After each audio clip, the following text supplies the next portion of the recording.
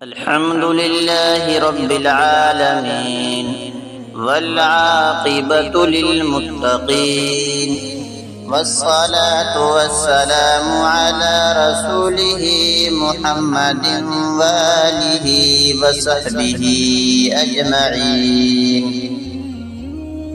أما بعد، وقال النبي صلى الله عليه وسلم: المسلم من سلم المسلمون من لسانه ويده، او كما قال علیہ الصلاۃ والسلام. محترم بزرگوں اور دوستو، آج میں آپ کے سامنے جو احادیث مبارکہ تلاوت کی ہیں، اس کی مختصر تشریح آپ کے سامنے بیان کروں گا. مسلمانوں کو تکلیف دینے کی ممانعت کے متعلق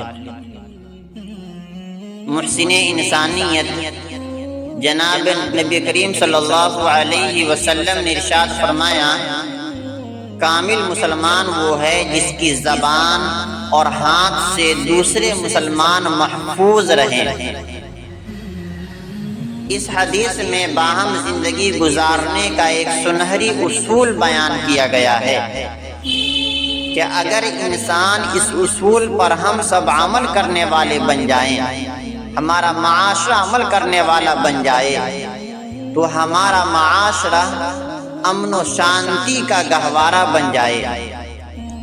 آج جبکہ ساری دنیا امن و شانتی کے لیے پریشان ہے، خوف و ہراس اس کا ماحول ہے، امن کے حصول کے لیے بڑی بڑی کانفرنس ہو رہی ہیں، جلسے ہو رہے ہیں، لیکن امن کا فقدان نہیں ہے، جان محفوظ نہیں ہے، مال محفوظ نہیں ہے، عزتیں محفوظ نہیں ہیں. حضرت صلی اللہ علیہ وسلم نے متعدد ایسے اصول بیان فرمائے ہیں جن میں ان چیزوں کی حفاظت کی ضمانت ہے. مثلا آپ صلی اللہ علیہ وسلم نے ارشاد فرمایا کہ مسلمانوں، تمہاری جان، تمہارا مال، تمہاری عزتیں اتنی ہی محترم ہیں جتنا کعبہ محترم ہے، جتنا عرفہ کا دن محترم ہے، جتنا مکہ مکرمہ محترم ہے، اور جتنا ذی الحجہ کا مہینہ محترم ہے.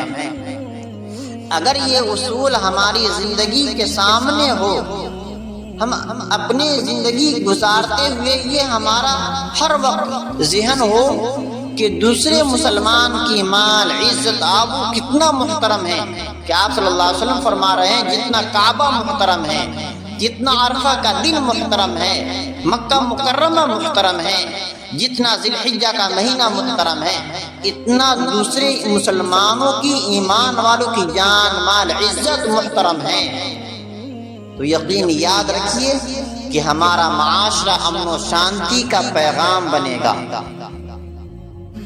اور امن ہمارے معاشرے میں داخل ہوگا.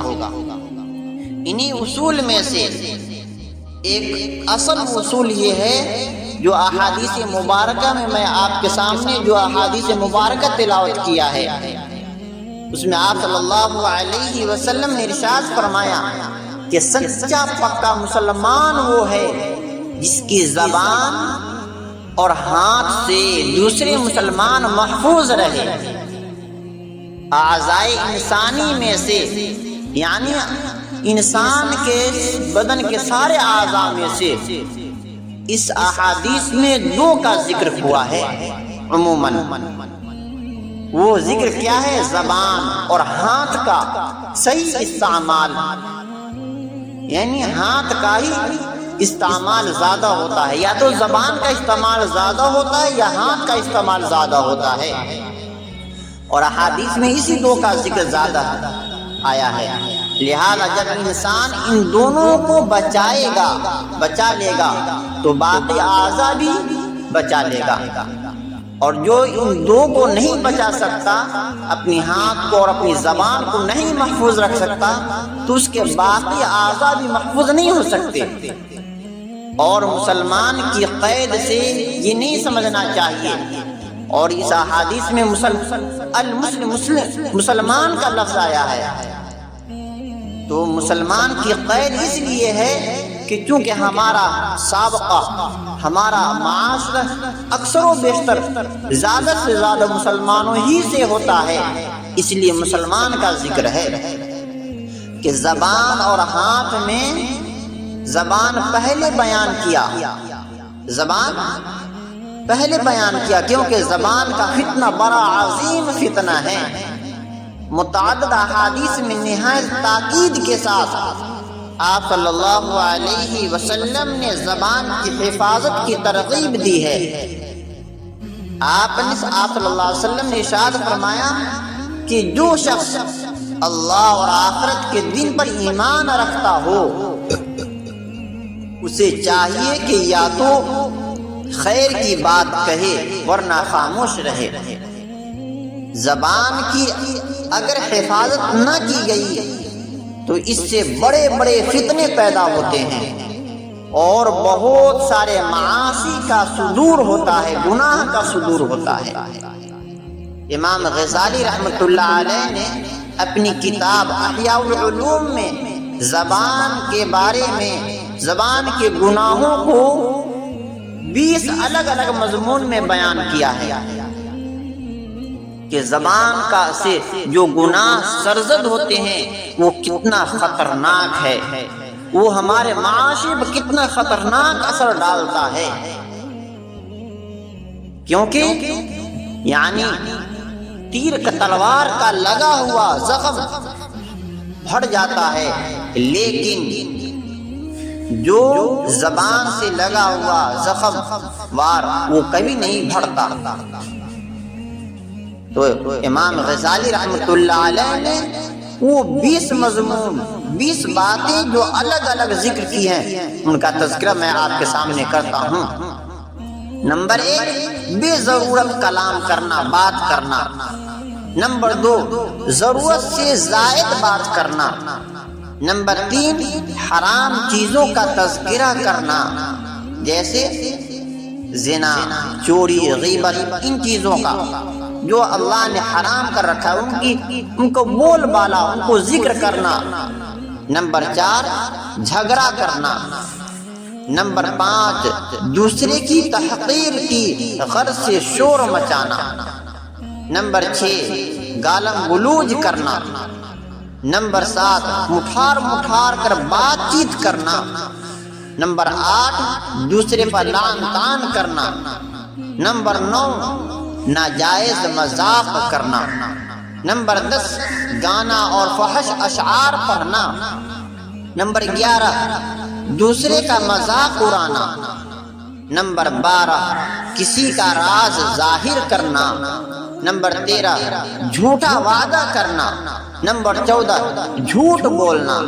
نمبر 15 پیٹھ پیچھے کسی کی برائی کرنا. نمبر 16 چغلی کھانا. نمبر 17 دوغلی باتیں کرنا. نمبر 18 غیر مستحق کی تعریف کرنا. نمبر 19 اپنی غلطیوں سے بے خبر رہنا. نمبر 20 عوام میں ایسی دینی بات کرنا جو ان کی سمجھ سے باہر ہو. تو میرے عزیز دوستو، یہ 20 باتیں امام غزالی رحمۃ اللہ علیہ نے جو بیان فرمائی زبان کے متعلق کہ انہی باتوں کی وجہ سے ہمارے معاشرے سے امن شانتی ختم ہو جاتا ہے. ہم ایک دوسرے مسلمان کو تکلیف پہنچاتے ہیں، دیتے ہیں. تو ہم سب دعا کیجئے کہ اللہ پاک ہماری زبان اور ہمارے ہاتھ کو اللہ پاک اپنے امن میں، اپنی امان میں، اپنی حفاظت میں رکھے، اور ہماری ہاتھ سے اور ہماری زبان جب بھی اٹھے حلال کام کے لیے اٹھے. ہماری زبان سے جب بھی بولے، ہماری زبان جب بھی چلے تو حلال بات نکلے، حرام بات نہ نکلے، کسی کو تکلیف دینے والی بات نہ نکلے. ہمارا ہاتھ جب بھی اٹھے یعنی حلال کام کے لیے اٹھے، کسی پر ظلم زیادتی کرنے کے لیے نہ اٹھے.